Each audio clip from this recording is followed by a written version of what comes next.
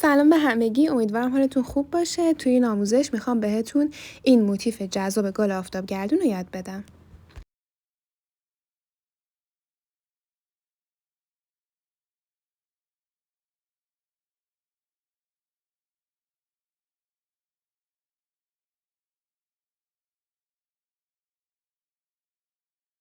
من از 3 تا رنگ کانوا استفاده کردم به ضخامت متوسط.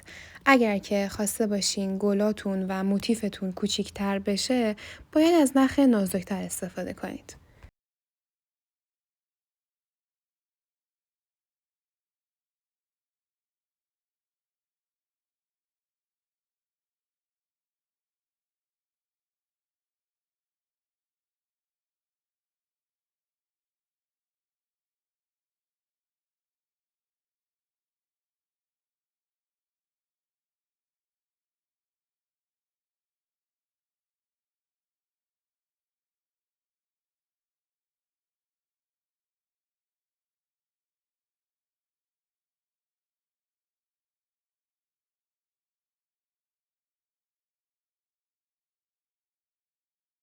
از قلاب شماره 4 استفاده می‌کنم و برای شروع این بافت یک حلقه جادویی میزنم.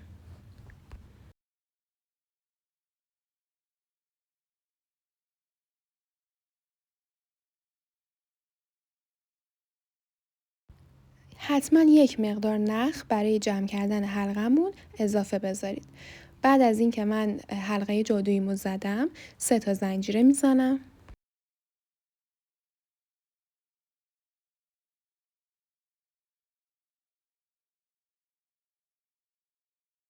و داخل حلقه جادوییم 11 تا پایه بلند میبافم. همه پایه هاتون رو یک دست و یک اندازه ببافین.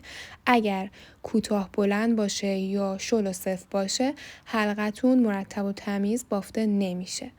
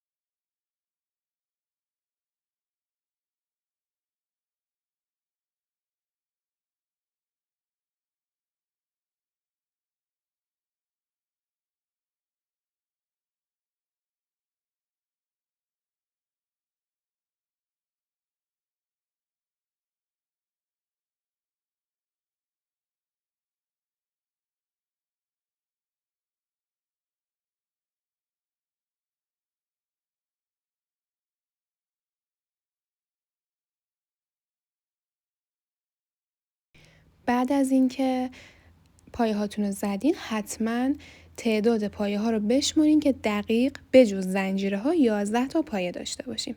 یه مقدار نخ رو میکشیم تا سوراخ وسط کاملا جمع بشه و از زنجیره اول، نه اون زنجیره هایی که قبلا خودمون بافتیم، اون 3 تا رو کاری نداشته باشین، فقط زنجیره اول. از زیر زنجیره اول قلاب رو وارد کنید، نخ رو بیارید و اتصال رج به رج بزنید.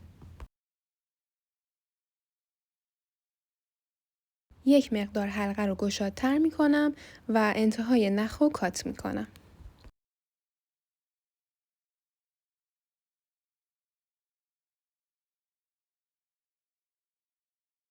نخ رو از داخل زنجیره در میارم.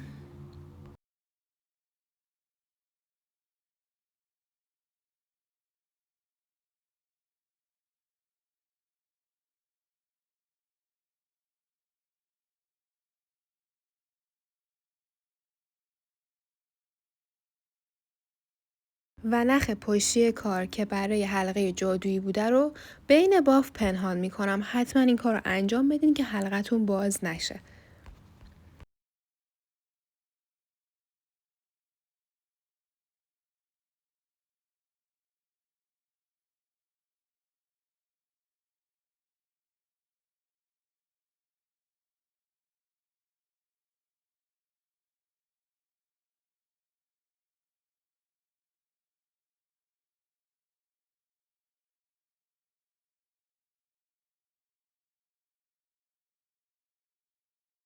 از زنجیره کناری قلاب رو وارد میکنم. نخی که بلند بوده رو از زنجیره کناریش به سمت داخل میکشم.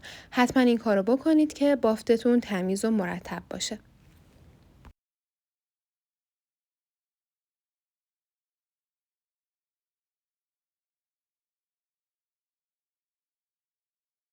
رنگ جدید رو اضافه میکنم و شروع میکنم به بافتن. اینجا ما باید 2 تا زنجیره بزنیم. 2 بار نخ رو روی قلاب میندازم و به این شکل از زیر زنجیره‌ای که 2 تا زنجیر خودمون زده بودیم نخ میگیرم. 1 بار 2 تا یکی میکنم و 1 بار دیگه هم 2 تا یکی میکنم. دوباره 2 تا نخ روی قلاب میندازم. پایه دوب قراره ببافیم. این کار رو تا 4 بار انجام میدیم.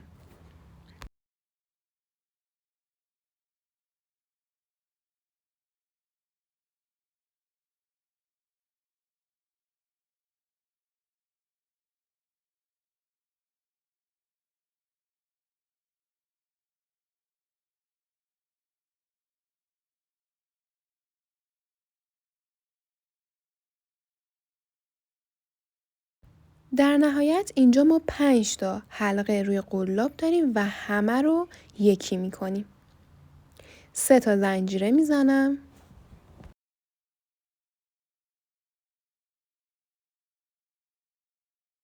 برای قسمت بعدی و قسمت‌های بعدی این الگو و این پترن دوباره تکرار میشه.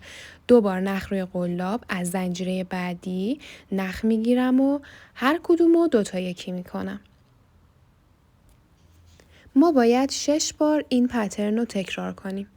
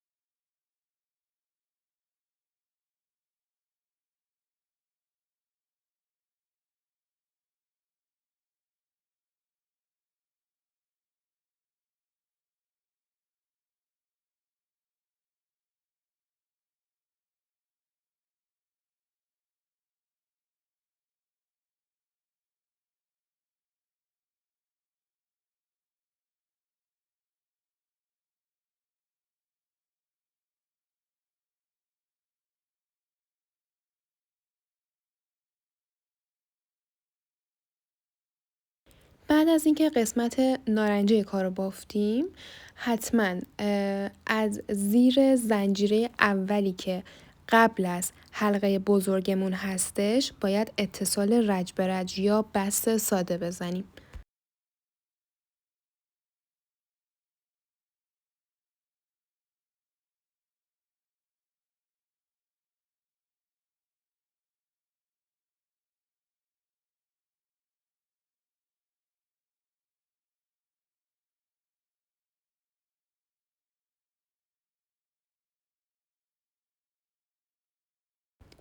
نخو کات میکنم و از داخل زنجیره نخو به سمت خودم میکشم.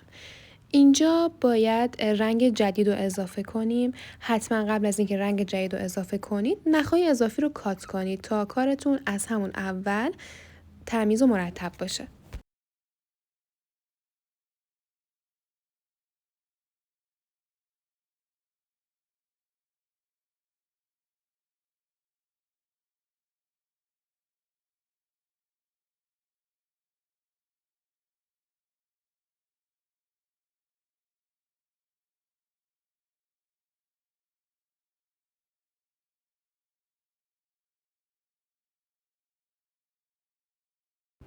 از هر جایی که خواستین میتونید قلاب رو وارد کنید و نخ جدید رو اضافه کنید. از بین حفره ها و زنجیرهایی که ایجاد شده ما میخوایم ببافیم. قلاب رو وارد میکنیم. نخ رو میندازیم روی قلاب، به سمت خودمون میکشیم و اینجا 2 تا زنجیره میزنیم. نخ کوتاه‌تر بین بافت پنهان میشه.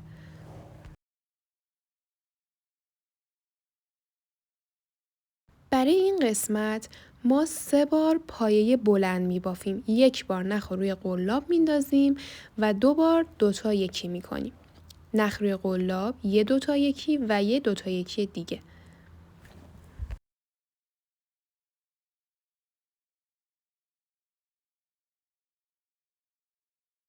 برای حفره بعدی هم همینطور ما 3 تا پایه بلند میبافیم.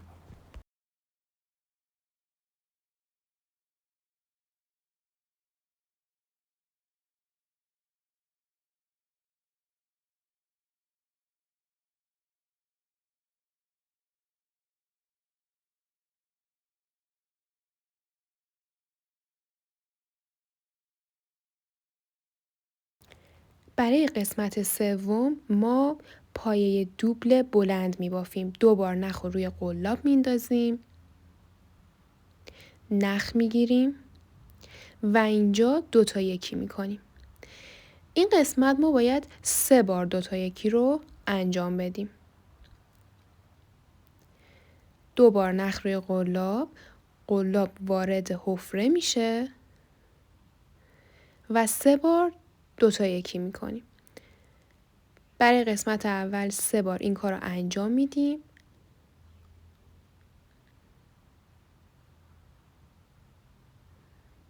و بعد 2 تا زنجیره میزنیم. دلیل زدن زنجیره همونم به خاطر اینه که یک حالت گوشه دار ایجاد بشه. دوباره طرح رو تکرار میکنم. 2 بار نخ روی قلاب میندازم و 3 بار 2 تا یکی میکنم.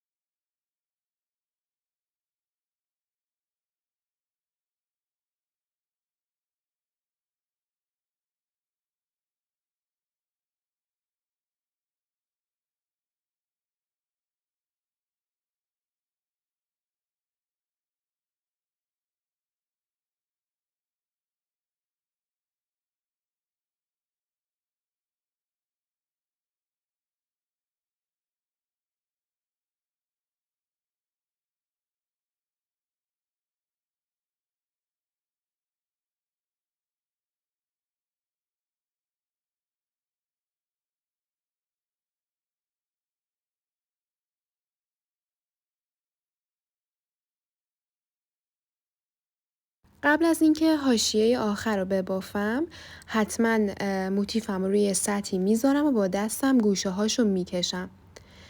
حتما دقت کنید که گوشه های کارتون درست بافته شده باشه. این خیلی مهمه.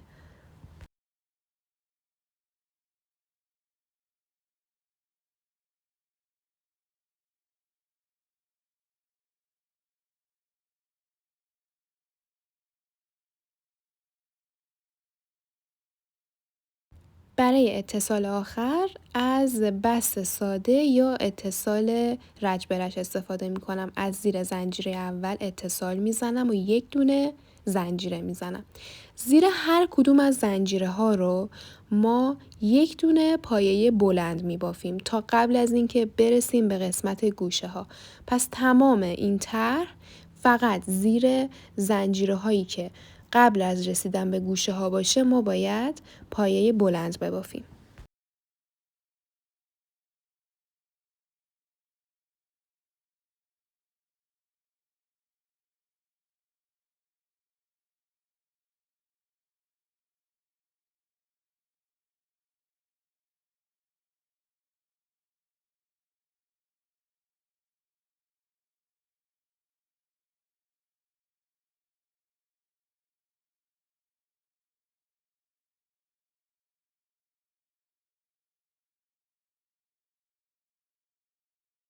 برای قسمتی که حفره داره و به حالت گوشه هستش ما 2 تا پایه بلند می بافیم.